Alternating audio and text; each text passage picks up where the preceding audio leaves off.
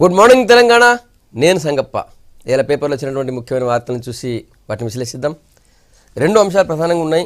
ఒకటి, సీఎం కేసీఆర్ కాళేశ్వరం ప్రాజెక్టులో భాగంగా టూర్లో భాగంగా నిన్న రెండవ రోజు కూడా ఆయన సుందిల్లా తర్వాత గౌలిగూడ అన్నారం బ్యారేజీలని సందర్శించారు. గౌలివాడ బ్యారేజ్తో సహా అన్నిటిని సందర్శించారు. అదొకటి ఉంది. తర్వాత లోక్సభలో రాఫెల్ మొత్తం లోక్సభని కుదిపేసింది రాఫెల్ అంశం. ఈ రెండు ప్రధానంగా ఉన్నాయి. ఆ తర్వాత కేటీఆర్ నిన్న హైదరాబాద్లో పార్టీ కార్యక్రమం పాల్గొన్నారు. అదొకటి ఉంది. ముఖ్యంగా ఉన్నటువంటి వార్తలు మూడు. ఏ పత్రికలు ఇచ్చిన వార్తల్ని చూద్దాం. ఫస్ట్ V6 వెలుగు చూద్దాం. వెలుగు కేటీఆర్ పైన ఒక ప్రత్యేక కథనాన్ని పబ్లిష్ చేసింది. కేటీఆర్ వర్కింగ్ ప్రెసిడెంట్ అయిన తర్వాత పార్టీ కార్యక్రమాలు చాలా ఊపందుకున్నాయి టీఆర్ఎస్లో. తర్వాత ఆయన పూర్తిగా ప్రతిరోజు బిజీగా ఉన్నారనేది కథనం సారాంశం. దాన్ని ప్రెసిడెంట్ వర్కింగ్ అన్న బ్యానర్తో ఆ స్టోరీని పబ్లిష్ చేసింది. గులాబీ పార్టీలో కేటీఆర్ జోష్, కొత్త బాధ్యతలతో వర్కింగ్ ప్రెసిడెంట్ బిజీ, పార్టీ అటు ప్రభుత్వం మధ్య వారధిగా చురుకైన పాత్ర, నేతలు కార్యకర్తలతో వరుస సమావేశాలు, పార్టీ బలోపేతంపై దిశానిర్దేశం, వేగం పుంజుకున్న పార్టీ ఆఫీసుల నిర్మాణం, కళకళలాడుతున్న తెలంగాణ భవన్ అన్న బ్యానర్ టైటిల్స్తో ఆ వార్తను తీసుకుంది వెలుగు. ఏ రోజు ఆయన ఎప్పుడు వర్కింగ్ ప్రెసిడెంట్గా బాధ్యతలు తీసుకున్నారు, ఆ తర్వాత ఆయన చేసిన కార్యక్రమాలు ఏంటి మొత్తం డేట్స్తో సహా పబ్లిష్ చేసింది వెలుగు.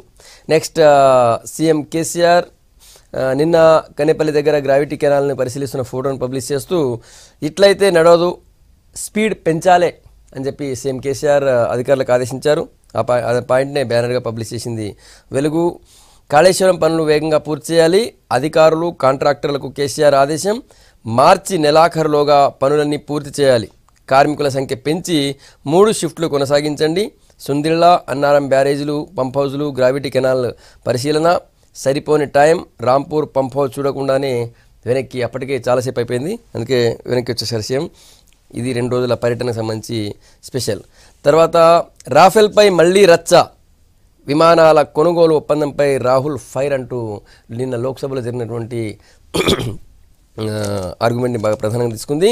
పారికర్ దగ్గర అన్ని ఫైళ్లు ఉన్నట్టు ఆడియో టేప్ ఉంది, దాన్ని సభలో వినిపించేందుకు అనుమతి ఇవ్వాలన్న కాంగ్రెస్ చీఫ్, అది బూటకపు ఆడియో టేప్ అన్న అరుణ్ జైట్లీ, లోక్సభలో కాగితపు విమానాలు విసిరిన కాంగ్రెస్ సభ్యులంటూ వార్తను తీసుకుంది వెలుగు. తర్వాత అటు శబరిమలలో నిన్న ఒక్కసారి వాతావరణం వేడెక్కింది. 2 మహిళలు తెల్లవారుజామున శబరిమలలోని అయ్యప్ప స్వామిని దర్శించుకున్నారు. గర్భగుడిలోకి వెళ్ళి అయ్యప్ప స్వామిని దర్శించుకున్నారు. దానికి సంబంధించిన వార్త అన్ని పేపర్లు తీసుకున్నాయి. శబరిమలలో మహిళల అడుగు ఆలయంలోకి ప్రవేశించిన 2 కేరళ మహిళలు, బందోబస్తు మధ్య బుధవారం తెల్లవారుజామున దర్శనం, ధృవీకరించిన కేరళ సీఎం విజయన్, ఆలయం మూసి సంప్రోక్షణ చేసిన పూజారులు, నేడు కేరళ బంద్కు బీజేపీ పిలుపు. ఇక ఈనాడు వార్తలను ఇంట్లో తీసుకుని చూద్దాం. ఈనాడు విషయానికి వచ్చినట్టయితే ఈనాడు కేసీఆర్ కాళేశ్వరం పర్యటనకు సంబంధించిన వార్తని మెయిన్ బ్యానర్గా పబ్లిష్ చేస్తూ మళ్ళొచ్చేసరికి మొత్తం కావాలే అన్నటువంటి బ్యానర్తో ఆ వార్తని పబ్లిష్ చేసింది. మన యాసలో బ్యానర్ రాసింది. ఏప్రిల్ మొదటి వారంలో మరోసారి వస్తా, సమన్వయంతో వేగంగా పనులు పూర్తి చేయండి, అనుమతులు అవసరమైతే సీఎస్ నుంచి తీసుకోండి, అధికారులు గుత్తేదారులకు సీఎం కేసీఆర్ అంటూ అది వార్తను తీసుకుంది. తర్వాత అటు లోక్సభకు సంబంధించి రఫేల్పై రచ్చ, పారికర్ పడక గదిలో దస్త్రాలు, గోవా మంత్రి రాణే చెప్పారంటూ కాంగ్రెస్ ఆడియో విడుదల అంటూ వార్తను తీసుకుంది. తర్వాత అయ్యప్ప గుడిలోకి అతివల ప్రవేశం, పోలీసుల రక్షణ మధ్య వెళ్లిన 2 50 ఏళ్లలోపు మహిళలు, గుడి మూసేసి శుద్ధి, కేరళ వ్యాప్తంగా భక్తుల నిరసనలు, హింసాత్మకంగా మారిన ఘర్షణలంటూ వార్తను తీసుకుంది. తర్వాత ఆమెకు అగ్రతాంబూలం అన్నటువంటి బ్యానర్తో ఈ సర్పంచ్ ఎన్నికల్లో వాళ్ళకి మహిళలకి సగం ఉంది కాబట్టి మొత్తం తెలంగాణలో 6,378 మంది మహిళా సర్పంచులు రాబోతున్నారంటూ ఒక ప్రత్యేక కథనాన్ని పబ్లిష్ చేసింది ఈనాడు. ఒక ఆసక్తికరమైన మంచి ఫోటో, ఒక మహిళా సర్పంచ్ ఎట్లా ఒక సీటు మీద కూర్చొని ఆదేశిస్తున్నట్టుగా. నెక్స్ట్ ఆంధ్రజ్యోతి చూద్దాం. ఆంధ్రజ్యోతి ఏది వేగం అన్న బ్యానర్తో కాళేశ్వరం ప్రాజెక్టు సీఎం సందర్శనకు సంబంధించిన వార్తను తీసుకుంది. మార్చి 31కి నిర్మాణాలు పూర్తి కావాలి, ఏప్రిల్లో ఎత్తిపోతల ట్రయల్ నడవాలి, జూన్లో రిజర్వాయర్ నింపాలి, సీఎం కేసీఆర్ ఆదేశం. ఆ తర్వాత యాదగిరి గుట్టకు సంబంధించి యాదాద్రి స్తంభాలపై నాగరికత అనే బ్యానర్తో అక్కడ యాదాద్రి టెంపుల్ నిర్మాణానికి సంబంధించిన స్పెషల్ స్టోరీని పబ్లిష్ చేసింది. తర్వాత అయ్యప్ప గుడిలోకి 2 మహిళలు బుధవారం తెల్లవారుజామున స్వామి దర్శనం అంటూ వార్తని ప్రధానంగా పబ్లిష్ చేసింది. ఇవి ఉన్నాయి. తర్వాత దేశమంతా రైతు బంధు అన్నటువంటి బ్యానర్తో కేంద్ర ప్రభుత్వం ఆలోచిస్తుందని చెప్పి టాప్లో ఒకటి వార్తను పబ్లిష్ చేసింది. పైన ఇండికేషన్ ఇచ్చి లోపల వార్త రాసింది. ఎకరాకి 8,000 రూపాయల సాయం, 1,00,000 దాకా వడ్డీ లేని రుణం, తెలంగాణ బాటలో మోడీ, ఈ వారంలోనే కేంద్ర ప్రకటన అంటూ ఒక వార్తను తీసుకుంది. ఇదే వార్తని మొన్న 3 రోజుల కిందనే V6 వెలుగు కూడా ఈ వార్తను పబ్లిష్ చేసింది క్వశ్చన్ మార్క్తో. అటు కేంద్రం రైతు బంధు పథకాన్ని తీసుకురావాలనుకుంటుంది అన్నటువంటి వార్తని. నెక్స్ట్ ఇవి ముఖ్యంగా ఉన్నాయి. అటు సాక్షికి సంబంధించి కొన్ని పేపర్లు ఉన్న తర్వాత అటు నమస్తే తెలంగాణ కూడా కాళేశ్వరం ప్రాజెక్ట్ సంబంధించిన వార్తని బాగా హైలైట్ చేసింది. ఇవి ముఖ్యంగా ఉన్నటువంటి వార్తలు. ఇంతకుముందు పత్రికలో వచ్చిన ముఖ్యమైన వార్తలను చూసాం. 2 ప్రధానంగా ఉన్నాయి. ఒకటి కేసీఆర్ కాళేశ్వరం ప్రాజెక్టు సందర్శన, 2 రోజుల పాటు ఆయన అక్కడే మొత్తం ప్రతి బ్యారేజ్ని, ప్రతి పంప్ హౌజ్ని ఆయన పరిశీలించారు. అక్కడ పనులు ఏ స్థాయిలో ఉన్నాయి, ఎంత వేగంగా నడుస్తున్నాయి చూశారు. చూసి ఇంకా వేగం పెంచాలి, కార్మికులను పెంచండి, 3 షిఫ్ట్లో పనిచేయించని చెప్పారు. ఇప్పటికీ చాలా చోట్ల, అన్ని చోట్ల దాదాపు 3 షిఫ్ట్లో పనిచేస్తున్నారు, కానీ కార్మికులు పెంచండి అని చెప్పారు. ఏప్రిల్ మొదటి వారంలో మళ్ళీ వస్తా, అప్పటి వరకు మొత్తం పూర్తి కావాలని చెప్పారు. జూన్లో 80% నీళ్ళు వేయాల్సిందని చెప్పారు. అదొక వార్త ఉంది. తర్వాత రాఫెల్ ఒక్కసారి నిన్న లోక్సభను కుదిపేసింది, అదొకటి ప్రధానంగా ఉంది. ఇవి 2 ఉన్నాయి. ముందు కాళేశ్వరం గురించి మాట్లాడదాం. మనతో చర్చలో హర్షవర్ధన్ గారు కాంగ్రెస్ పార్టీ నుంచి ఉన్నారు. హర్షవర్ధన్ గారు, నిన్నటి 2 రోజుల కాళేశ్వరం టూర్ని, కేసీఆర్ టూర్ని ఎట్లా చూస్తా అంటే ఆశాజనకంగా ఉన్నారు. ఆయన 80%లో జూన్లో నీళ్ళు ఇస్తామంటున్నారు. మీకు అనిపిస్తుందా పూర్తవుతుందని? అంటే గతంలో వారు చేసినటువంటి పర్యటనలు ప్రాజెక్టుల పేరు మీద, లేదా శంకుస్థాపనలు చేసినప్పుడు, ప్రారంభోత్సవాలు చేసినప్పుడు వారు మాట్లాడిన దాన్ని బేరీ చేసుకుంటే, వారు మళ్ళీ ఏప్రిల్లో వస్తామన్నారు కదా, వారు ఏప్రిల్లో పోయేది ఉండదు. వారు అనుకున్నంత వేగంగా అక్కడ పనులు అవుతాయని అయితే మేము అనుకోవడం లేదు. ఎందుకంటే ఒకటే ఉదాహరణ చెప్తాను నేను. ఎందుకు చెప్తా ఉన్నానంటే, సరే నేను మాట్లాడితే కాంగ్రెస్ పార్టీ ఏదైనా వ్యతిరేకిస్తానే అనుకుంటారు కాబట్టి ఒక ఉదాహరణ చెప్తా ఉన్నా. ఏంటంటే జూన్ 12, 2014 రోజు ముఖ్యమంత్రి అయిన 10 రోజులకు మహబూబ్నగర్ వచ్చారు కేసీఆర్ గారు. పాలమూరు ఎత్తిపోతలకు సంబంధించి శంకుస్థాపన చేసిండు భూత్పూర్ అన్నసాగర్ దగ్గర, అమిసాపూర్ దగ్గర. ఆ రోజు ఏం చెప్పిండంటే, మళ్ళీ వారానికి వస్తా, కుర్చేసుకొని ఇక్కడనే కూర్చుంటా, కరెక్ట్ 11 నెలల్లో నీళ్ళు ఇస్తా అని చెప్పిండు. ఇక 5 ఏళ్ళు అయింది. రేపు జూన్ 12 వస్తే 5 ఏళ్ళు అవుతుంది. ఈరోజు వరకు రాలే. అక్కడ ఏం చేయలే. అక్కడ కర్వేన్ అనే ఒక భూ నిర్వాసితులకు ల్యాండ్ కాంపెన్సేషన్ అక్వేషన్ కూడా ఇవ్వలే. అంతేకాకుండా మహబూబ్ నగర్లో జనవరి 18, 2015 రోజు వచ్చిండు. కరెక్ట్ కరిపండుగ మరుసటి రోజు వచ్చిండు. నేను ఎందుకు చెప్తాను, ఇప్పుడు మీరు అడిగింది ఏంది, మీరు అనుకుంటున్నారా జరుగుతాయంటే ఉదాహరణలు చెప్తాను. ఆ రోజు కూడా వచ్చిండు. అక్కడ ఉన్నటువంటి దళిత వాడలను, మురికి వాడలను చూసి వారం రోజుల్లో మళ్ళీ వస్తా, మొత్తం ఇక్కడ అన్నీ కూడా అపార్ట్మెంట్ టైప్, విల్లాస్ టైప్ లేస్తాయని చెప్పిండు. ఈ రోజు వరకు కూడా మా మహబూబ్నగర్ ప్రజలు నిరీక్షిస్తారు. కేసీఆర్ గారు కాళేశ్వరం 90% పూర్తయింది అంటారు కదా. అదే కాళేశ్వరం 90% అనేది ఇవాళ రాష్ట్రంలో ఉన్నటువంటి అన్ని శాఖలకు బడ్జెట్లు బంద్ చేసిండ్రు. పెన్షనర్స్కు పెన్షన్స్ లేవు, మెడికల్ రియంబర్స్మెంట్ బిల్స్ లేవు. పెన్షన్ ఇస్తలేరా అంటే పెన్షనర్స్కు పెన్షన్స్ కాదు, పెన్షనర్స్ కానీ ఉద్యోగస్తులకు కానీ మెడికల్ రియంబర్స్మెంట్ బిల్లు కానీ సప్లిమెంటరీ బిల్స్ కానీ ఏవి వస్తలేవు. ఈవెన్ దో సరెండర్ లీవెల్స్ కూడా వస్తలేవు. ప్రతి సంవత్సరము నవంబర్లో ఎంప్లాయీస్ ఏం చేస్తారంటే సరెండర్ అమ్ముకొని బియ్యం తెచ్చుకుంటారు. అది కూడా ఇచ్చే పరిస్థితులు ఇలా రాష్ట్రంలో లేదు. మొత్తం నిధులని కాళేశ్వరానికి, మిషన్ భగీరథకు మళ్ళీ ఇచ్చిండు. కాళేశ్వరం కూడా వేగవంతంగా పూర్తయింది. అంటే ఇప్పటిదాకా పూర్తయింది, వేగవంతంగానే పూర్తయింది, మేము కాదనడం లేదు. ఇవాళ అదే కాళేశ్వరము స్థిరీకరణ పేరు మీద ఎంతో వ్యయం చేసినాను. ఎన్ని చేసినప్పటికీ కూడా స్పష్టంగా మీరు ఇవాళ కాళేశ్వరాన్ని ఏప్రిల్ లోపల నీళ్ళు ఇస్తారంటే మేము ఎటువంటి పరిస్థితుల్లో నమ్మే పరిస్థితి లేదు. జూన్లో నీళ్ళు ఇస్తాం, ఏప్రిల్లో పూర్తి చేస్తాం, పూర్తి చేసి జూన్ లోపల నమ్మే పరిస్థితులు మీరు లేరు. నమ్మే పరిస్థితి ఎందుకంటే గతం ఆయనది. ఎందుకంటే ఇంకోటి అక్కడ మానవ వనరులు కూడా ఎక్కువ అవసరము. కార్మికులను 8 నెలలుగా 3 షిఫ్ట్లుగా పనిచేస్తుండ్రు. ఇలా కొత్తగా పోయి మళ్ళీ 3 షిఫ్ట్లు పనిచేయమని చెప్పడం ఏం కాదు, ఎక్కువ మందిని పెంచమని ఉండొచ్చు. సరే, ఒక ముఖ్యమంత్రి స్థాయి వ్యక్తి అక్కడ పోయిన తర్వాత వేగం కావాలి, పనులు కావాలి అని చెప్పడంలో అది అతిశయోక్తి ఏం కాదు, అది పెద్ద వింత ఏం కాదు. ఆయన చెప్పిండు జూన్ వరకు చూద్దాము, కాదని మాకు గతంలో ప్రూఫ్లు ఉన్నాయి. రైట్, ఇప్పుడు దాన్ని నిజం చేసుకుంటే సరే మంచిదే కదా. చర్చలో బీజేపీ నుంచి సీనియర్ నాయకులు అల్జాపూర్ శ్రీనివాస్ గారు, టీఆర్ఎస్ నుంచి ఎంబీసీ చైర్మన్ తాడూరు శ్రీనివాస్ గారు మనతో ఉన్నారు. శ్రీనివాస్ గారు, హర్షవర్ధన్ గారు చెప్పింది విన్నారు, సీఎం చాలా చెప్పినారు ఇప్పటివరకు. ఇప్పుడు చాలా చెప్పినారు కానీ ఏది కూడా నిజం కాలేదు, ఇది కూడా అంతే అంటున్నారు. జూన్లో ఇవ్వలేరు అంటున్నారు, జూన్ వరకు నీళ్ళు ఇవ్వలేరని వాళ్ళు అంటున్నారు. అంటే గతాన్ని పోల్చుకుంటే ఇవ్వలేకపోతారు అన్న. ఓకే, పొద్దున్నే సరే అన్న చెప్పిన దానికి నేను అన్ని మళ్ళీ రిటాలియేట్ ఒక్కొక్క ప్రశ్నకి వారు చెప్పిన అబద్ధాలని నేను నిజాలు చేసే ప్రయత్నం చేస్తే టైం సరిపోదు కాబట్టి కాంగ్రెస్ పార్టీలో డేట్లు మహబూబ్ నగర్ లో తీయండి. ఒక్క నిమిషం, అట్లా అనుకుంటే కాంగ్రెస్ పార్టీ ఒక జూ పార్క్ అయితే దాంట్లో నత్తలు తాబేళ్లే ఉంటాయి తప్ప ఈ దేశంలోని ప్రాజెక్టులు అన్ని కూడా నత్తలకు నడకలు నేర్పినాయి, తాబేళ్లకు నడకలు నేర్పినాయి. మనం ఏ ప్రాజెక్టు చూసినా నెహ్రూ కట్టిన ఒక్క నిమిషం హిరాకుడ్ ప్రాజెక్టు కట్టింది పొద్దున్నే కదా ఇప్పుడు అట్లా. అందుకని అయితే ఈరోజు మీరు చూసినట్టు అయితే నెహ్రూ గారు పునాదేసినటువంటి దాన్ని నాగార్జున సాగర్ను ఉదాహరణకు తీసుకుందాం. దేశంలో బాక్రా నంగల్ దాకా దాన్ని కూడా చెప్పగలుగుతా కానీ మనకు టైం మన దగ్గర ఉన్న ప్రాజెక్ట్ కాబట్టి మీరు ఇచ్చిన టైంని నేను సద్వినియోగం చేసుకున్నాను. నెహ్రూ గారు పునాది రాయేసిన నాగార్జున సాగర్లో ముంపు బాధితులకు కంపెన్సేషన్ ఇవ్వమని పోరాటాలు చేస్తూ ఉన్నాం సార్. ఈ రోజు వరకు till today not completed at. రెండోది మీరు చూసినట్టయితే ఇందిరాగాంధీ గారు ఇచ్చంపల్లి ప్రాజెక్టుకు మీరు చూసినట్టయితే పునాదిరా వేసినారు, ఆ శిలపలకం ఇంకా ఉంది. 1967 నాకెందుకు గుర్తుంటుంది అంటే ఆ డేట్ ఆఫ్ బర్త్ ఇయర్ కాబట్టి 1967లో శిలాపలకం వేస్తే ఈ రోజు వరకు అతిగతి లేదు, దాన్ని గ్రావిటీ ప్రాజెక్ట్ అన్నారు. తెలంగాణ ప్రజలు ఆ రోజు వాంఛించారు. ఆ తర్వాత మీకు తెలుసు ఇక దేవాదులు ఏ రకంగా కన్స్ట్రక్ట్ చేశారు, పైపులు ఎట్లా బలిగినాయి, ఇదైంది అదైంది, అవన్నీ అవసరం లేదు నాకు ఇప్పుడు విమర్శలు. ఎందుకంటే నా కాళేశ్వరం ప్రాజెక్ట్ ఎంత గొప్పదో తెలంగాణకి ఇంకేం కావాలో నేను 2 విషయాలు చెప్తాను. ఒకటి, ఇక్కడ కాళేశ్వరం ప్రాజెక్టు మనకు నీళ్లు నిధులు నియామకాలు అనుకున్నప్పుడు నీళ్లు ముఖ్య భూమిక కాబట్టి ముఖ్యమంత్రి గారు డెఫినెట్గా దీని మీద కాన్సన్ట్రేషన్ పెట్టి వారి క్యాంప్ ఆఫీసులో సీసీ కెమెరాలు పెట్టుకొని డే టు డే పనులు ఏ రకంగా జరుగుతున్నాయో పునాది రాయి వేసి నుంచే చూస్తూ ఉన్నారు. వారికి ప్రాజెక్టు పట్ల క్షుణ్ణమైన అవగాహన ఉన్నదో లేదో అసెంబ్లీలో అన్ని పార్టీలు చూసినాయి. వారు ఒక ప్రొఫెసర్ లాగా మనకు ఆ రోజు నదీ ప్రాజెక్టుని ఎక్స్ప్లెయిన్ చేస్తుంటే ఈ దేశ ప్రజలు చూసి వీక్షించారు.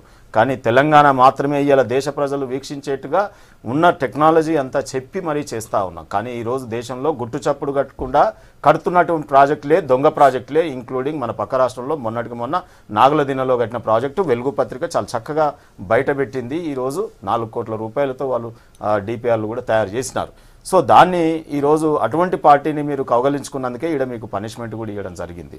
సరే, అది ఒక ఆస్పెక్ట్ అయితే ఈరోజు కాళేశ్వరం ప్రాజెక్టు నిజంగా కూడా ఈ ప్రపంచంలోనే అద్భుతమైన ప్రాజెక్ట్ అని ఇంజనీర్లు కొనియాడుతూ ఉన్నారు.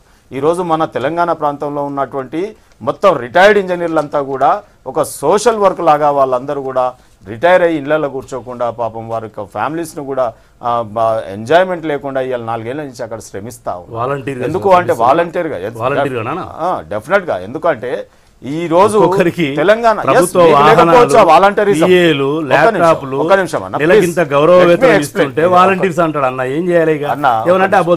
ఒక్క నిమిషం అట్లా ఎందుకంటాం. ఇప్పుడు నా రాజకీయంగా నా విద్యార్థి దశలో గురువైన రమణా నాయక్ ఆడ ఏమన్నా కాళేశ్వరం ప్రాజెక్టు దగ్గర జీతం తీసుకుంటున్నాడా? ఆయన డ్యూటీ చేసుకుని అడిగి పోయి చూసి వస్తా ఉన్నారు. శ్యామ్ ప్రసాద్ రెడ్డి గారి టీమ్ లో మీరు చూడండి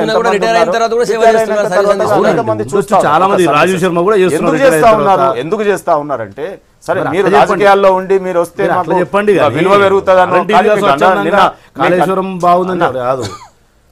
నిన్న గండ్ర గారు వచ్చారు, నిన్న మీ శ్రీధర్ బాబు గారు వచ్చారు, వారందరూ కూడా చూస్తా ఉన్నారు. ముఖ్యమంత్రి గారు ఎంబడి మీరు మనం కూడా ఒకసారి పోదామంటే ముఖ్యమంత్రి వచ్చినప్పుడు అక్కడ సంబంధించిన ఎమ్మెల్యేలు రావడం దాన్ని కూడా మీరు ఈ రోజు పెద్ద పల్లుగూడలో మీరు వస్తా అంటే కారు వేసుకుందాం, వీడికెళ్ళి 4 పోయొద్దాం అంటే పోయొద్దాం, కాళేశ్వరం దేవుని మొక్కుదాం, ప్రాజెక్టు చూద్దాం, వద్దాం, తర్వాత మళ్ళీ మాట్లాడదాం. రెండోది నేను ఏమంటున్నా అంటే ఈ రోజు Kaleshwaram project multi benefit project. ఇవాళ ఇటువంటిది దేశంలో ఎక్కడ లేదు. ఇది టూరిజంకి మనకు ఇంప్రూవ్మెంట్ అవుతుంది, అక్కడ కాళేశ్వరం టెంపుల్ అభివృద్ధి చెందుతుంది. రెండోది ఈ టూరిజం సర్క్యూటే కాకుండా దీంట్లో మత్స్య పరిశ్రమ అభివృద్ధి చెందుతుంది. ఇది ఒక అద్భుతం. నాకు దాంట్లో చాలా వింత నేను ఒక ఛాలెంజ్ చేస్తున్నా ఇక్కడ మీరు ఈ దేశంలో ఇప్పటి వరకు కట్టిన అన్ని ప్రాజెక్టుల కంటే కూడా మాది తక్కువ టైం స్టిపులేషన్ లో దాంట్లో కూడా అవార్డు తీసుకొని మేము కంప్లీట్ చేస్తాం. This is my challenge. ఎందుకంటే మీరు ప్రాజెక్ట్ రండి, 13 లక్షల రూపాయలు వ్యతిరేకత లేదండి. ఆయన ఏమన్నాడు, ఉద్యమ సమయంలో నీళ్ళు అనేది ఒక క్యాప్షన్ కాబట్టి కాళేశ్వరం చేస్తామంటున్నారు. మేమేమంటున్నాం, దక్షిణ తెలంగాణలో పాలమూరు ఎత్తిపోతలు కూడా గోదావరిలోనే మీరు కూడా వారు చెప్పింది ఏంది, నీళ్లు అనేది. మరి మా పాలమూరు ఎత్తిపోతలు కూడా ఎందుకు నేను కాంగ్రెస్ పార్టీని ప్రాజెక్ట్ యొక్క గొప్పతనం చెప్తా ఉన్నాను. ఇవాళ 40 టీఎంసీల నీరు హైదరాబాద్ తీసుకురాబోతా ఉన్నాం. 10 టీఎంసీల నీళ్లు మీరు ఒక్క నిమిషం అన్న, 2 నిమిషాలు సైలెంట్ ఉండండి. నేను చెప్పేది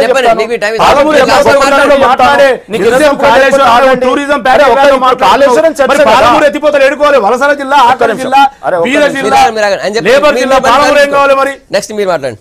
మాట్లాడరా ఎంతసేపు తెలంగాణ కాళేశ్వరము ప్రపంచంలో నెంబర్ 1 టూరిజము. రాజకీయ నాయకులు అంటే ఇట్లుంటారా అని చెప్పి తిట్టుకుంటారన్న. ఒక 2 నిమిషాలు 120 సెకండ్స్ టైం ఇవ్వండి, అన్ఇంటరప్టెడ్ టైం ఇవ్వండి ప్లీజ్. మీకు ఒక్క నిమిషం,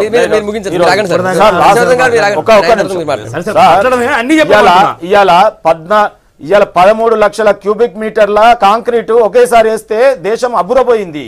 అంత స్పీడ్ గా వర్క్ జరుగుతా ఉంది. సార్ ఒక్క నిమిషం సార్, విమర్శిస్తున్నానా ఇంకేమైనా మాట్లాడుతున్నానా? ప్రాజెక్ట్ గురించి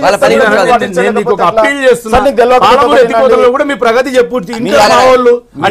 ప్రజలు ఇంటారు తెలంగాణ. మీ అప్పీలొద్దు, మీ అప్పలొద్దు, ఆగండి కొద్దిగా. ఈ రోజు మీరు చింత చెట్ల కింద చింతన బయటకు చేయాల్సిన వాళ్ళు ఇక ఇట్లా వస్తుంటే నాకు ఒక నిమిషం ఆగండి. మీరు చింతించుతూ కూర్చోవాలి కానీ ఒక 6 నెలలన్నా కనీసం. ఈరోజు హానీమూన్ పీరియడ్ లో కూడా ముఖ్యమంత్రి గారు అక్కడ 2 రోజుల నుంచి కష్టపడతా ఉన్నారు.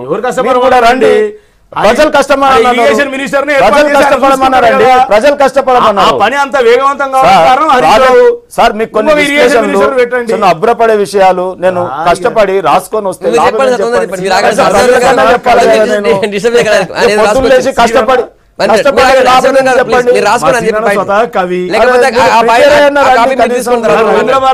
ఎన్ని కిలోమీటర్లు ఉంది ప్రాజెక్ట్ చెప్పండి, ఎన్ని టీఎంసీల నీళ్ళు వస్తాయి చెప్పండి, తాగునీరు సౌకర్యం ఎంత చెప్పండి, విద్యుత్ ఎంత కన్సూమ్ అవుతుంది చెప్పండి, ఈ ప్రాజెక్ట్ ఎత్తిపోతల పథకం ఏ రోజు నుంచి ఎన్ని జిల్లాలు బెనిఫిట్ అవుతున్నాయి చెప్పండి, ఏ గ్రామం వరకు నీళ్ళు పోతాయి చెప్పండి.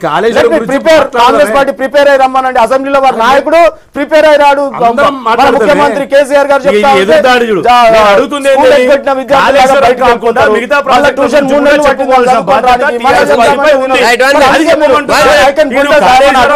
మాట్లాడితే నేను కూడా మాట్లాడగలుగుతాను, నాగం చేయగలుగుతాను. ఒక్క నిమిషం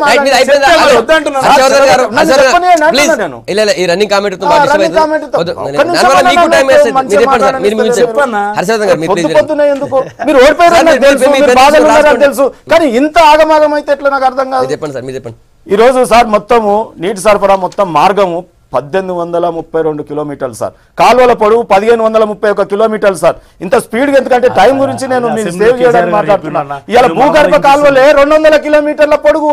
ఇంతగా ఉందా ప్రాజెక్ట్ ఎక్కడ ఉందా చెప్పండి. పోదాంపా, ఈ దేశంలో నన్ను ఉంటే నేను చూసి వస్తా, తర్వాత మళ్ళీ మాట్లాడుకుందాం. ఇవి6 విలువదా మళ్ళీ రేపు.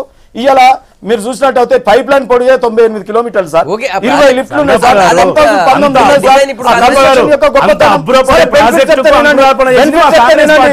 జలాశయాల నిల్వ సామర్థ్యం 141 టీఎంసీలు సార్. ఇవాళ 18 లక్షల కొత్త ఆయకట్టు, 18,25,700 ఎకరాలు 13 జిల్లాలలో కొత్త ఆయకట్టు. నా నల్గొండ చిట్టాల దాకా నీళ్ళు వస్తాయి సార్.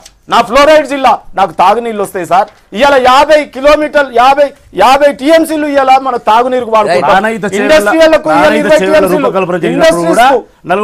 ఎక్కడైనా ఏదైనా ప్రాజెక్ట్ ఏం జరగాలి. ఒక్క నిమిషం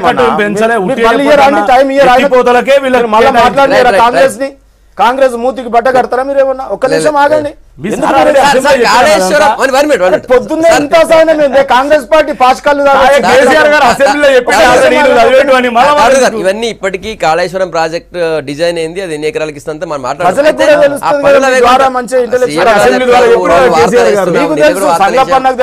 లేదు కానీ ప్రజలకు కాళేశ్వరం ప్రాజెక్ట్ ఏంది అనేది ఒక్కటి. ఆ పనుల వేగవంతం ఎట్లా ఉంది, ఒక పత్రిక రాసింది పనులన్నీ చాలా వెనుకబడి ఉన్నాయి. ఇప్పుడు నిన్నేమన్నాడు, ఏందా ఇంత నత్తనడికేందా, ఏం చేస్తున్నారు అది కిలోమీటర్ల పొడుగుతో మనం వెళ్తూ ఉన్నప్పుడు మంచిగా జరిగిన దగ్గర వాళ్ళని అప్రిషియేట్ చేస్తూ, ఇంజనీర్లను ఎంకరేజ్ చేస్తూ, కాంట్రాక్టర్ని ఎంకరేజ్ చేస్తూ ఆ ముందుకు వచ్చిన తర్వాత ఏన్నో ఒక దగ్గర లేకుండా ఉంటే అక్కడ మీరు ఇంకా బాగా చేయండి అని చెప్తా ఉంటారు. ఈ రకంగా జరుగుతూ ఉంటది. ఒకవేళ నిజంగా అభ్రపరిచిన వారిని ఏ రకంగా మోటివేట్ చేయాలనో కేసీఆర్ గారికి తెలుసు కాబట్టి అది చేస్తారు. ఇవాళ కాళేశ్వరం ప్రాజెక్టు మీరు అన్నారు. ఇప్పుడు చేయాల్సింది ఏంటంటే సార్ మాది తెలంగాణ రాష్ట్ర పార్టీ, తెలంగాణ రాష్ట్ర సమితి. ఇవాళ కాంగ్రెస్ పార్టీ ఢిల్లీలో చాలా రాహుల్ గాంధీ గారు ప్రతిపక్ష నాయకులు చాలా చక్కగా రాఫెల్ గురించి మాట్లాడుతూ ఉన్నారు, అనేక లెక్కలు తీసి మాట్లాడుతూ ఉన్నారు. ఇలా బీజేపీ పార్టీ ఇక్కడ అయితే ఏం పని లేదు వాళ్ళ నాయకులకి. కనీసం వీడికెళ్ళి బయలుదేరి ఓ ట్రైన్ టికెట్ కొనుక్కొని ఢిల్లీ వీధులెమ్మడి మోడీ గారిది ఎట్లాగో వాళ్ళ పార్టీ కాబట్టి పోగానే గేట్లు తెరుచుకుంటాయి, ఒకటి పట్టుకొని నా కాళేశ్వరం ప్రాజెక్టు జాతీయ హోదా ఇవ్వండి, ఇన్ని పైసలు ఇవ్వండి అని అడిగితే ఖుషి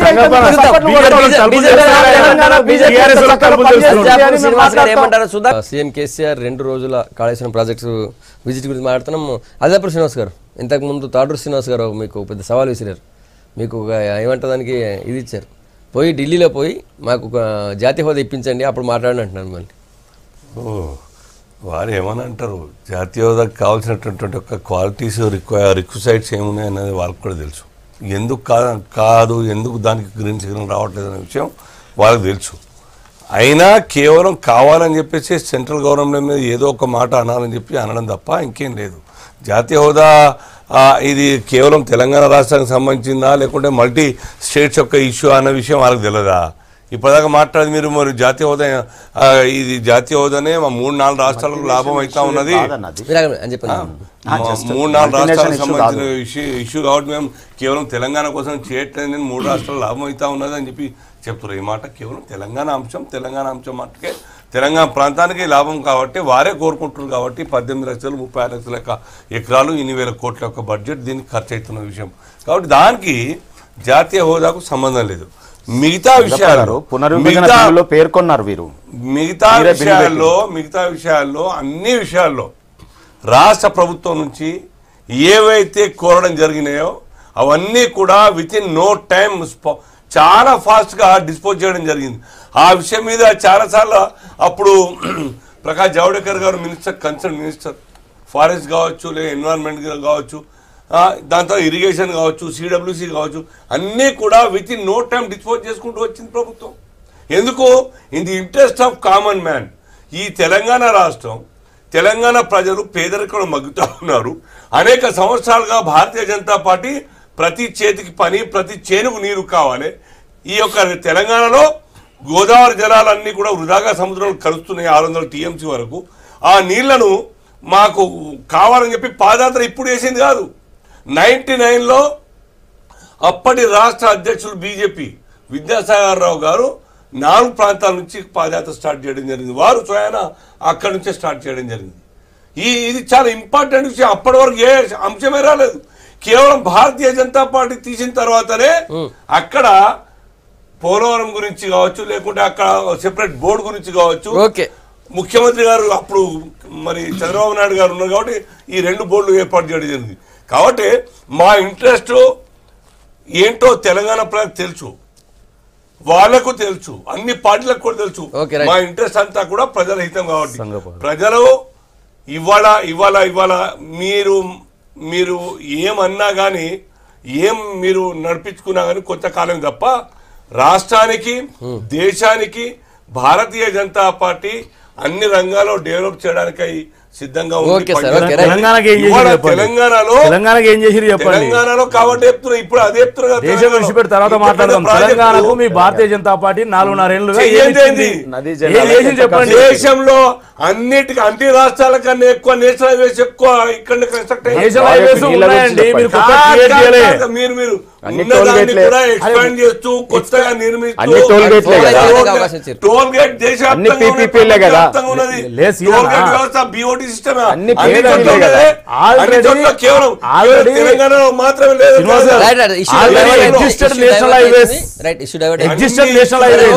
ఇదొకటి ఓకే. ఈ కాళేశ్వరం ప్రాజెక్ట్ అయిపోతే మనం రాఫెల్ పునర్విభజన బిల్లులో పేర్కొన్న అంశం నిజమా కాదా? అక్కడ ఒక రాష్ట్రానికి జాతీయ హోదా ఇచ్చినప్పుడు పోలవరంకి ఇక్కడ కూడా ఒక జాతీయ ప్రాజెక్ట్ హోదా ఇస్తామని ఇస్తాను రాసింది కదా. పోలవరం మాత్రమే ఉంది, పార్లమెంట్ ఆమోదం జాతీయ అది ఏం చెప్తున్నా అంటే జాతీయ హోదా అంటే పునర్విభజన చట్టంలో పోలవరం జాతీయ హోదా ఉంది, ఇక్కడ కాళేశ్వరానికి జాతీయ హోదా లేదు. సీనన్న మరి ఎట్లా చెప్తున్నా మరి పెద్దలు ఆయనకు తెలుసు బాగా. లేదు, తెలంగాణ కూడా ఒక జాతీయ ప్రాజెక్ట్ ఇస్తామన్నారు. మీరు ఆగండి బీజేపీ ఏమంటున్నా అంటే సార్ ఏం చెప్తుండ్రు జాతీయ హోదా కావాలని తాడు సీనని అంటుండ్రు. ఎట్లా ఇస్తారండి జాతీయ హోదా? నువ్వు కేంద్రం అనుమతి స్టార్ట్ చేసినావా? డిజైన్ ముందు కేంద్రం దగ్గర పెట్టి అప్రూవల్ తీసుకున్నావా? నువ్వు 90% పూర్తి చేసినా మీరే చెప్తున్నారు. ఇప్పుడు ఇల్లు ఉంటుంది, నాకు ఇల్లు లేదంటే ఎవరైనా ఇంటికి పైసలు ఇస్తారు, కానీ ఇల్లు కట్టుకొని జబర్దస్త్ బాణాబాజాలు తన గృహప్రవేశం చేసిన తర్వాత రీఎంబర్స్ ఏమంటే ఎవరు ఇస్తారా? జాతీయ హోదా అనేది ఇలా బీజేపీ వచ్చిన తర్వాత ప్రతి రాష్ట్రంలో ఒక ప్రాజెక్టుకు జాతీయ హోదా ఇస్తామన్నది, కానీ కొత్త ప్రాజెక్టులకు ఇస్తుంది. కానీ మీరు ప్రజలను మభ్యపెట్టడానికి కేసీఆర్ పోయినప్పుడు జాతీయ హోదా వీళ్ళేమో ఫస్ట్ నుంచి అంటున్నారు. ఒక నిమిషం అన్న, టెక్నికాలిటీస్ మీరు ఒక నిమిషం లేదన్నా, మీరు మభ్యపెట్టకండి ప్రజలు. కాన్స్టిట్యూషన్ లో ఉన్నది చెప్తాను. మనకు ఎట్లుంటాయి అంటే గైడ్ లైన్స్, ప్రాజెక్టుని మొదలు పెట్టినప్పుడు ఇస్తారు. ప్రాజెక్టు ఒకవేళ రాష్ట్ర ప్రభుత్వం టేకప్ చేసి మధ్యలో ఆగిపోతే కూడా కేంద్ర ప్రభుత్వం ఇంటర్వ్యూన్ అయి ఆ ప్రాజెక్టులను కంప్లీట్ చేసేటటువంటి బాధ్యత కేంద్ర ప్రభుత్వంలో ఉంటుంది. అరే నేను అన్ని చెప్తా ఉన్నా లైన్ గా, అందుకే మరి ఈ రోజు రాష్ట్రం యొక్క బడ్జెట్ లో మనం వినతులు ఇచ్చినప్పుడు కూడా కేంద్ర ప్రభుత్వానికి నథింగ్ విల్ బి ప్రివెంటెడ్ ఇయ్యడానికి కేంద్ర ప్రభుత్వం ఇస్తానంటే ఏ రూల్ అడ్డం పడదు. ఇవాళ మేము ఈ ప్రాజెక్టుకు ఇన్ని వేల కోట్లు ఇస్తాం, ఎందుకంటే దీంట్లో మంచినీటి వ్యవస్థకి, అది కూడా హైదరాబాద్ నగరానికి ఇవాళ 40 టీఎంసీల నీళ్లు మొత్తం కలిపి ఆ గ్రామాలకు కూడా కలిపి 50 టీఎంసీల నీళ్లు తాగునీటి వ్యవస్థని మనం తీసుకొస్తా ఉన్నాం. దానికి ఇవ్వాల్సినటువంటి బాధ్యత కేంద్ర ప్రభుత్వం మీద ఉంటుంది. లండన్ మీరు కూడా అడగండి, మీరు నేను మిషన్ భగీరథకి ఇవ్వమనండి, ఆల్టర్నేటివ్ ఏదో ఒక మెజర్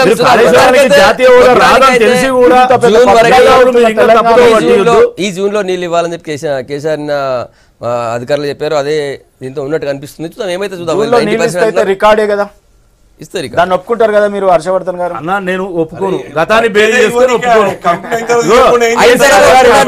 కేసీఆర్ గారి అటిట్యూడ్ గతంలో చూసినవి కాబట్టి నేను ఒప్పుకోను.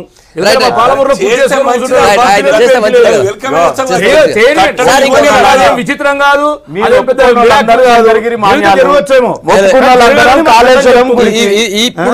ఒప్పుకోని వాళ్ళందరూ శంకర్గిరి మాన్యాలు పట్టిరు. కేసీఆర్ గారి విధానాలు ప్రజాకర్షక పథకాలు, ఒక డెవలప్మెంట్ లేదు, ఒక పునరుత్పాదకత లేదు, డెవలప్మెంట్ లేదు. ప్రజలు నమ్మిరన్న మిమ్మల్ని కేసీఆర్ గారి నాయకత్వాన్ని ప్రజలు తెలంగాణ ప్రజల ఆకాంక్షల మేరకు పనిచేస్తుంది కాబట్టి తెలంగాణ ప్రజల విశ్వాసం చూరగొని ఇన్కంబెన్సీని కూడా ఓవర్కమ్ చేసి జాతర కోతే దేవుని కారు కోరు పిల్లలు రంగుల రత్నం కారు కోతారు. ఆ రంగులు, ఆ చూపించుక ముమాయాలు అవన్నీ ఎందుకు ప్రజలు నమ్మలేరు మరి మిమ్మల్ని? రెండోసారి కూడా నమ్ముతలేరండి. మీరు మాయాజాలం బాగా చేస్తున్నారు, జనాకర్షక పథకాలు ఇస్తున్నారు అంటే మాయలో పడతారా? అవును, తెలివైన వాళ్ళ కాంగ్రెస్ పార్టీ ఏమంటున్నా, ప్రజలు జనాకర్షక పథకాలను విశ్వసిస్తున్నారు. విశ్వసించానంటే ఎక్కడి నుంచి ఎక్కడికి పోయారు? వదిలేనా, అది అయిపోయింది. ఎలక్షన్ అయిపోయింది, ఎలక్షన్ రిజల్ట్ కూడా వచ్చేసింది, అయిపోయింది. నెక్స్ట్ ఇంకో టాపిక్ చాలా ఇంపార్టెంట్. అల్జాపూర్ శ్రీనివాస్ గారు చెప్పారా, నిన్న రాఫేల్ వ్యవహారం మొత్తం లోక్సభను కుదిపేసింది. అరుణ్ జైట్లీ వర్సెస్ రాహుల్ గాంధీ.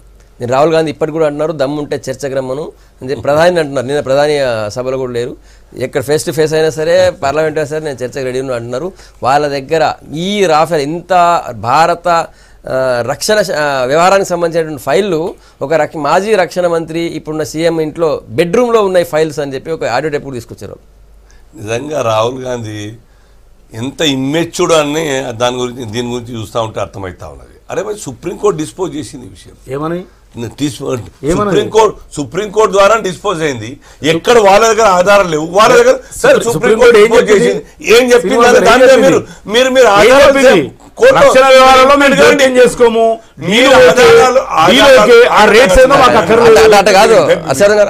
రాహుల్ గాంధీ కనుక ఆయన కనుక మెచ్యూర్డ్ పొలిటీషియన్ ఉంటే, ఆయన దగ్గర ఆధారాలు ఉంటే ఆయన ఇంప్లీడ్ కానీ కోర్టులో ఇంప్లీడ్ కానీ లేదు, పార్లమెంట్ మాట్లాడి ఆధారాలు పెట్టమని చెప్పండి. ఎన్ని రకాలుగా 4 వాళ్ళు అది జేపీసీ క్వశ్చన్ కాదు ఇక్కడ. ఆయన దగ్గర ఆధారం లేదని చెప్తున్నాడు కదా, నన్ను చూస్తే కళ్ళలో కళ్ళు కలిపే ముఖం లేదని చెప్తున్నాడు కదా. మరి నువ్వు పెట్టుగా ఆధారాలు ఎందుకు ఇరికి పార్లమెంట్ లో లేదు, పార్లమెంట్ లో చెప్పలేవు, నువ్వు కోర్టుకి వెళ్ళి చెప్పు. ఇంత ఇంత జరిగింది పార్లమెంట్ చెప్తా అంటేనే మీరు ఎవరు అధ్యక్షుడు డిస్పోజ్ చేసింది ఏం లేదని చెప్పేసి, అక్కడ ఒక లేబర్ యూనియన్ ఇన్వాల్వ్ అయింది ఏం లేదని చెప్పేసి, ఇక్కడ కోర్టు డిస్పోజ్ చేసింది, నీ దగ్గర ఆధారాలు లేవు, పైగా ఏమి లేకుండా మాట్లాడతారు. రఫేల్ వ్యవహారం నిన్న లోక్సభను కుదిపేసింది, ఆ పాయింట్ మీద మాట్లాడుతున్నాం. హర్షవర్ధన్ గారు ఇట్లాంటి ప్రూఫ్స్ లేకుండా ఊరికి నిరాధార ఆరోపణలు చేస్తున్నారు అని చెప్పాలంటున్నారు. ఇప్పుడు మేము నిరాధారమైన ఆరోపణలు చేస్తే మరి జాయింట్ పార్లమెంటరీ కమిటీ వేస్తే ఏం పోతుంది, తేలుతుంది కదా. మమ్మల్ని కూడా నిరాధారమైన రాగే ఇప్పుడు నేను మాట్లాడలేదు కదా. ఆ జేపీసీ వేస్తే మాది నిజంగానే నిరాధారమైన ఆరోపణలు అయితే మమ్మల్ని దోషిగా ప్రజల ముందు నిలబెట్టొచ్చు కదా. ఆ అధికారము ఆ స్వేచ్ఛ మీకు అంతే ఉన్నాయి కదా. ఇవాళ సుప్రీంకోర్టు గురించి కూడా తప్పు చెప్తా ఉన్నారు. సుప్రీంకోర్టు ఏం చెప్పింది, డీల్ ఓకే అంటే భారతదేశానికి రక్షణ వ్యవహారాల్లో కావాల్సినటువంటి విమానాల అవసరము అత్యవసరమైనటువంటి ఆవశ్యకత ఉంది, తీసుకునడం ఓకే. కానీ డీల్లో జరిగినటువంటి లావాదేవీల జోలికి మేము వెళ్ళము, ఫైనాన్షియల్ ఈ లావాదేవీలు అయితే ఉన్నావో వాటి జోలికి మేము వెళ్ళము, ఆ రేట్లు గీట్లు అనేది అన్నీ కూడా ప్రభుత్వాలు చూసుకుంటాయి అంతే అని చెప్పితూ ఏమన్నదంటే ఈ రేట్లు ఇవన్నీ కూడా ప్రభుత్వం కాగుకు సమర్పిస్తే కాగు పిఏసీకి సమర్పించింది అని సుప్రీంకోర్టు కూడా తీర్పిచ్చింది. వెంటనే మా మల్లికార్జున ఖార్గే గారు పిఏసీ చైర్మన్, నేనైతే మరి పిఏసీ చైర్మన్ నా దగ్గరికి రాలేదు అని మల్లికార్జున ఖార్గే గారు చెప్పినారు. కాగు వాళ్ళు కూడా మాకు రాలేదని చెప్పారు. అంటే సుప్రీంకోర్టు చేత కూడా అబద్ధం చెప్పించినటువంటి కేంద్ర ప్రభుత్వం భారతీయ జనతా పార్టీ కాదా చెప్పండి. మళ్ళీ ఏమన్నారు, స్పెల్లింగ్ మిస్టేక్ అంట, అంటే భవిష్యత్తు భూత వర్ధమానం అని చెప్పేసి ఇంగ్లీష్లో స్పెల్లింగ్ మిస్టేక్ అని ప్రధానమంత్రి గారు స్టేట్మెంట్ ఇచ్చారు. ఒక ప్రధానమంత్రి ఒక జాతికి సంబంధించినటువంటి సుప్రీంకోర్టు అత్యున్నత న్యాయస్థానానికి గ్రామర్ మిస్టేక్స్ సెంటెన్సెస్ పంపడం ఏంది, సుప్రీంకోర్టు దానికి ఒకల్తా ఊచుకోవడం ఏంది, దాన్ని మళ్ళీ ఇట్లా ఊచున్న బీజేపీ వాళ్ళంతా టీవీలలో మాకు సుప్రీంకోర్టు చెప్పింది. ఏం చెప్పిందండి సుప్రీంకోర్టు? రక్షణ నేను కూడా ఒప్పుకుంటా అండి, దేశ పౌరుడిగా మా రక్షణ వ్యవస్థ గట్టిగా ఉండాలంట, విమానాలు ఇంకో 10 కొనుకరామంట, దాన్ని సమర్థించిందా? ఇలా జాయింట్ పార్లమెంటరీ కమిటీ వేస్తే ఏమైంది, ఎందుకు వేయడం లేదు? ఇవాళ 10 రోజుల కింద ఏర్పాటైనటువంటి డజాల్ట్ కంపెనీకి భూమి కూడా లేదండి. నిర్మలా సీతారామన్ గారు రక్షణ మంత్రి అయింది 3 సెప్టెంబర్ 2017లో. అటువంటి ఆమె ఈరోజు 2016లో డీల్ అయినటువంటి దానికి ఒకల్తా పుచ్చుకొని భూమి ఉంది అన్ని ఉంది అంటది. నాగపూర్లో 10 రోజుల ముందు భూమి కొన్నారండి, డీల్ ఓకే అయ్యే వరకు రిజిస్ట్రేషన్ కూడా కాలేదు, భూమి చూసిండ్రు. అటువంటి కంపెనీకి మీరు ఇచ్చి ఒకటి ఆగండి, లేదండి శ్రీనివాస్ గారు మీరు ఆగండి, ఆగండి నేను చెప్తాను. అదే సార్, అదే సంగప్ప గారు మధ్యలో రావద్దు, సంగప్ప గారు మధ్యం రావద్దు. డజాల్ట్ కంపెనీ ఎట్లా వచ్చిందండి? హాల్ ఉంది కదా, బెంగళూరు హాల్ ఉంది, హాల్ తో ఒప్పందం జరిగింది. వాళ్ళ సీఓ డజాల్ట్ సీఓనే చెప్పిండు, ఆ హోలండే చెప్పిండు, ఫ్రాన్స్ ప్రధాని హోలండే చెప్పిండు ప్రభుత్వం ఏమన్నది రికమెండ్ చేసిందని. ఇక మీరు ఏమో అవన్నీ తప్పు అంటారు. దాని తర్వాత కొత్త వచ్చిన ఆయన చెప్పాడు హోలాండ్ కొత్త అధ్యక్షుడు క్లియర్ గా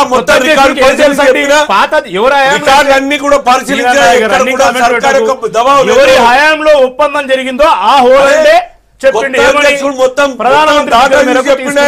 ఇంకోటి వీళ్ళు ఏమంటారు, నేను మట్టి ఉన్నా కదా ఆయన మాట్లాడి సుఖంగా నాకు అవకాశం ఇచ్చి ఊపుతుంటే. అట్లాగే నేను అనేది ఏంటంటే ఈ రోజు మేక్ ఇన్ ఇండియా ఇంతకుముందు మేడ్ ఇన్ ఇండియా చెప్పే ఇవాళ అప్పనంగా 30,000 కోట్ల భారత ద్రవ్యాన్ని ఆల్రెడీ రూపాయి విలువ పడిపోయి కొట్టుమిట్టాడుతున్న ఈ భారతదేశ ద్రవ్యాన్ని ఫ్రాన్స్కు అంటే డజాల్ట్ కంపెనీకి కట్టబెట్టినట్టా కాదా? అదే హాల్ కంపెనీకి ఇచ్చింటే 108 యుద్ధ విమానాలు కనుక మనం తయారు చేసుకుంటే మనకు అక్కడ ఉద్యోగాల కల్పన జరిగేది ప్రత్యక్షంగా పరోక్షంగా. ఇంకొకటి సార్, మీరు దీంట్లో డబ్బే ఆలోచన చేయొద్దు. ద్రవ్యం విమానాల విషయానికి వచ్చినట్టయితే ఎక్కడ పవర్ఫుల్ వెపన్ ఉందో అక్కడ కొనాలనుకుంటారు, మన దగ్గర తయారు చేస్తారు. కొనండి, 18 కొని టెక్నాలజీ తీసుకొచ్చి మేము తయారు చేసుకుంటాం అన్నాం. దాని ద్వారా ఇంకొకటి ఇవాళ యుద్ధ విమానాలు మొత్తం అక్కడే తయారు కావడం వల్ల యుద్ధ విమానాలు అక్కడ మొత్తం కొనడం వల్ల మన టెక్నాలజీ అంటే ఆ రహస్యాలు మొత్తం ఆ టెక్నాలజీ మొత్తం వాళ్ళ చేతుల్లో ఉంటుంది. మరి ఉండొచ్చు అట్లా ఒక దేశ యుద్ధ విమానాలు మనం వాడే ఈ సెల్ ఫోన్ టెక్నాలజీ ఇంకోని చేతిలో ఉంటే ఎట్లుంటది? ప్రపంచంలో అన్ని దాదాపు ఎక్కువ దేశాలు అమెరికా నుంచే రక్షణ అవకాశం ఉంది కదా, చాలా వెపన్స్ అమెరికా నుంచి కొంటారు కదా. అవునండి, కొంటారు. మేము కూడా కొంటామన్నాం 18, 108కి మాకు పర్మిషన్ ఇవ్వమన్నాం. మరి ఎందుకు ఈ విషయంలో మీదేంది? 3-4 అంశాలు నివృత్తి కావాల్సినటువంటి అవసరం అయితే ఉంది. ఒక్క నిమిషం. దేశ ప్రజలకు సందేహాలు వచ్చినప్పుడు కొంత నివృత్తి చేయాల్సిన అవసరం ప్రభుత్వం మీద బాధ్యత ఉంటుంది. ఇందులో 3 విషయాలు ఇప్పటికి చాలా ఒక 3 విషయాలు ఇప్పటికీ కూడా డిఫెన్స్ డీల్స్ అన్నీ కూడా కొన్ని గైడ్ లైన్స్ ఉన్నాయండి. ఒకటి 60-40% టెక్నాలజీ షేర్ కింద మనకు అగ్రిమెంట్స్ అవుతాయి. దీంట్లో కూడా అది ఉండింది ఇంతకుముందు. ఏ రకంగా అంటే మీరు రఫేల్ డీల్ని కనుక తీసుకొస్తే ఆ యుద్ధ విమానాలని ఇక్కడికి వచ్చిన తర్వాత టెక్నాలజీని కూడా ట్రాన్స్ఫర్ చేయాల్సినటువంటి అవసరం, ఆ టెక్నాలజీ ఏ రకంగా చేశారో కూడా మనకు రివీల్ చేయాల్సినటువంటి అవసరం, దాని సర్వీసింగ్ ఇక్కడ అవుతే ఏమవుతుందంటే మనకు రేపు రాబోయే కాలంలో మనం యుద్ధ విమానాలు తయారు చేసుకునే వెసులుబాటు. Technology more important than anything. So కాబట్టి అదొకటి మిస్ అయినాం దీంట్లో, ఈ డీల్లో. ఎందుకంటే మొత్తం టోటల్గా ఎక్విప్మెంట్స్తో సహా మనం కొంటా ఉన్నాం కాబట్టి. మరి ఆ ఎక్విప్మెంట్స్తో సహా మనం కొన్నప్పుడు ఇక్కడ సర్వీస్ సెంటర్ లేనప్పుడు ఏ రకంగా మనం సర్వీస్ చేస్తాం? రేపు మిగ్ యుద్ధ విమానాలు పడిపోయి మనం ట్రైనింగ్ చేసుకున్న మన పైలట్లు చక్కటి ఎంత మంచి నైపుణ్య పైలట్లు అందరూ చనిపోతూ ఉన్నారు కదా. మనకు ఆ ఎక్స్పీరియన్స్ ఉంది కదా.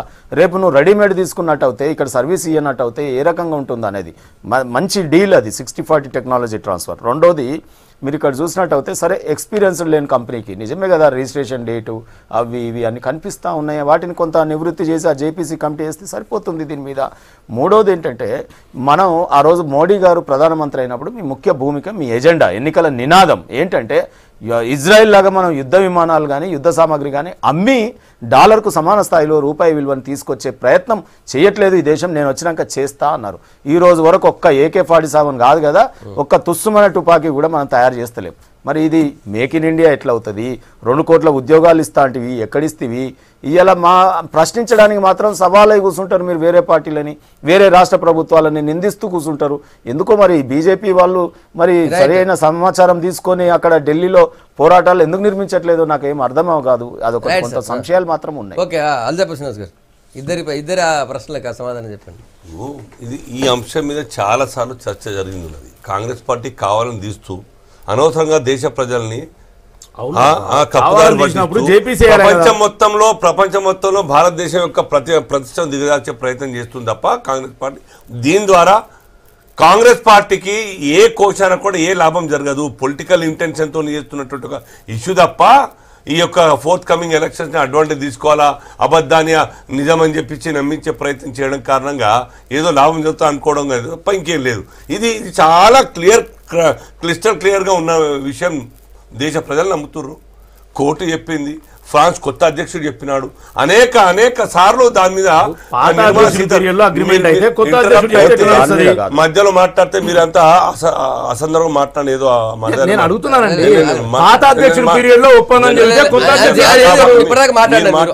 నాకు రాదు, మాట్లాడగలుగుతా. కాబట్టి ఇవన్నీ కూడా కాంగ్రెస్ పార్టీ మాటలు నమ్మే పరిస్థితి లేదు. ఇవాళ దేశమే కాదు ప్రపంచం మొత్తం కూడా మోదీ గారి యొక్క నాయకత్వాన్ని మెచ్చుకుంటూ ఎర్రతివాజీలు పరుస్తున్న సందర్భంలో మోదీ కోసమే కాదు, దేశం కోసం ఎన్ని కంపెనీలు ఈ దేశానికి వచ్చినాయి, ఎంత డబ్బు ఈ దేశానికి వచ్చింది, ఎంతమందికి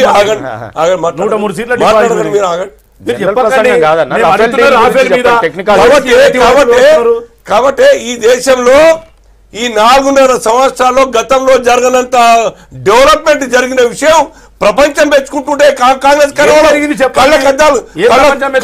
మొత్తం ఏం మాట్లాడతారు? ఏ ప్రపంచం మెచ్చుకుంది? తెలంగాణ ప్రజలు మెచ్చుకున్నారా? తెలంగాణ ప్రజలు ఒక్కటే కాదు, దేశ ప్రజల గురించి ఆలోచన చేయండి.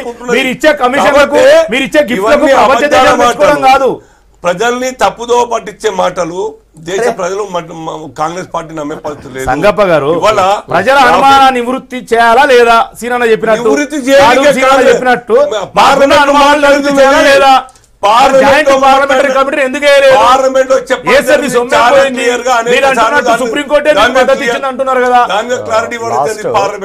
కంక్లూజివ్ స్టేట్మెంట్ ప్రధానమంత్రి గారు మాట్లాడినారు, నిర్మలా సీతారామన్ గారు మాట్లాడినారు, ఏం మాట్లాడారు?